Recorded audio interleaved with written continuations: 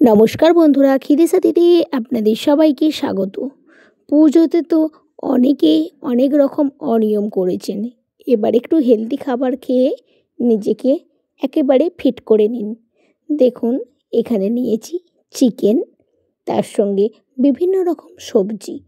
তাতে নিয়েছি দেখুন আলু, গাজর, ক্যাপসিকাম, বিনস, বরবটি, পেঁয়াজ আর টমেটো। এবার এগুলোকে একেবারে ছোট্ট ছোট্ট করে কুচিয়ে নিয়েছি। আলুটা একটু বড় রেখেছি আর বিনস আর বরবটিটা একটু বড় বড় করে রেখেছি। এইভাবে সুন্দর করে কেটে নিয়েছি।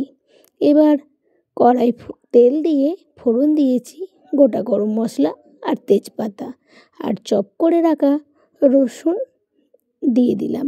একটু নাড়াচাড়া করার পর কুচানো পেঁয়াজটাও দিয়ে দিলাম।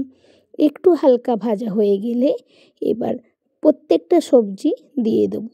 আলু, গাজর, বরবটি, তার সঙ্গে বিনস, টমেটো সব কিছু দিয়ে একটু ভালো করে নাড়াচাড়া করব। একটু সময় ধরে ভাজা ভাজা করবেন। আর তেলটা আপনারা সর্ষের তেলও দিতে পারেন, বা আপনারা যে রেগুলার তেল খান সেইটাও দিতে পারেন। আমি এটা সরিষার তেলই বানিয়েছি, তবে তেলের পরিমাণটা আপনারা বাড়িয়ে কমিয়ে নিতে পারেন। আমি তেলটা একেবারে কমই দিয়েছি। এবার আমি চিকেনটাও দিয়ে দিলাম। সবজিটা হালকা ভাজা হয়ে যাওয়ার পর এবার চিকেনটাও একটু সময় ধরে নাড়াচাড়া করব, যতক্ষণ না এটা ভাজা হয়। অনেক রকম সবজি আছে তো একটু ভাজতে সময় লাগে।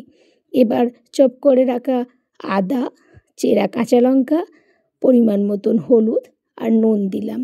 আমি হলুদটা এখানে কম দিয়েছি, আপনারা এটা একটু কমাতেও পারেন বা একই রাখতে পারেন।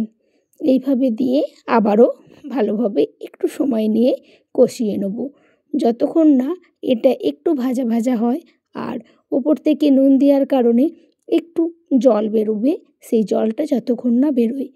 এবার যখন দেখবেন একটু জল জল মতন হয়ে গেছে, ভালো করে কষা হয়ে গেছে, তখন আপনারা এটা উপর থেকে গরম জলও দিতে পারেন বা নর্মাল জলও দিতে পারেন।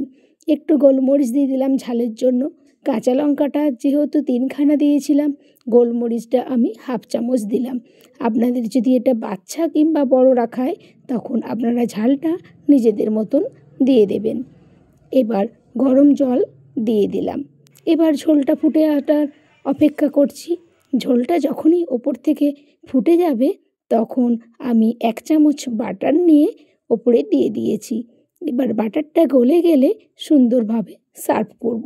এটা আপনারা ভাত বা রুটি যে কোনো সময়ই খেতে পারেন, বা আপনারা যদি মনে করেন যে না, ভাত রুটি দিয়ে খাবো না, এটা অনেক রকম সবজি আছে, এটা যদি আপনারা শুধুও খান তাহলে ভালোভাবে পেট ভরে যেতে পারে। আমি তো এটা শুধুই খেয়েছিলাম, আমার বাচ্চাও তাই এইভাবেই খেয়েছিল। আপনারা এটা অবশ্যই একবার ট্রাই করবেন। শরীরে অনেক রকম অত্যাচার করে ফেলেছি, এবার একটু নিজের ফর্মে ফিরে আসা যাক। খুব টেস্টি হয় এটা। এত রকমভাবে আমরা ট্রাই করেছি, আপনারা অবশ্যই এটা ট্রাই করবেন।